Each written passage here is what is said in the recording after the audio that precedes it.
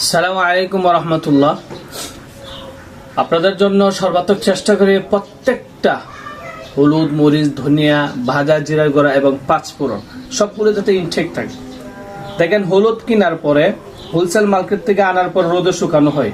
রোদে শুকানোর পর হলুদটাকে আপনার এয়ারটাইট পলিথিনের মধ্যে সুন্দর করে শুকনো অবস্থায় বেঁধে রাখি, সংরক্ষণ করি। তারপরে মেইলে বাঙ্গানো হয়। মেইলে বাঙ্গানোর পর আপনার প্যানের নিচে ঠান্ডা করি।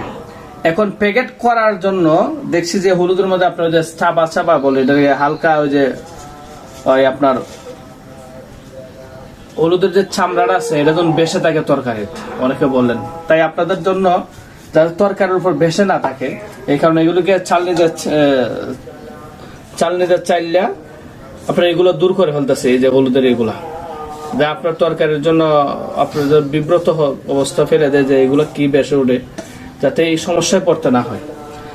আর আমি সর্বাত্মক চেষ্টা করতেছি আপনাদের প্রত্যেকটা সত্যিকার অর্থে মানে কোনো ময়লা যাতে না থাকে এইভাবেই প্রত্যেকটা আইটেম ইনশাল্লাহ তৈরি করার চেষ্টা করি।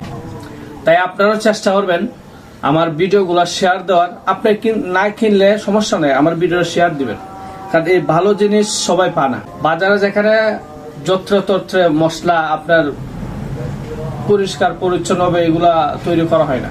খোলা মশলাগুলা এগুলো আপনার যেখান থেকে কিনে ওই করে মরিচ ভাঙানো হয়। কিন্তু আমি এর বিপরীত, আমি সর্বাত্মক কষ্ট করি। এই যে আজকে শুক্রবার আমি বসে আছি, চিন্তা করলাম যে হলুদটাকে চালনিতে ছেলে ফেলি,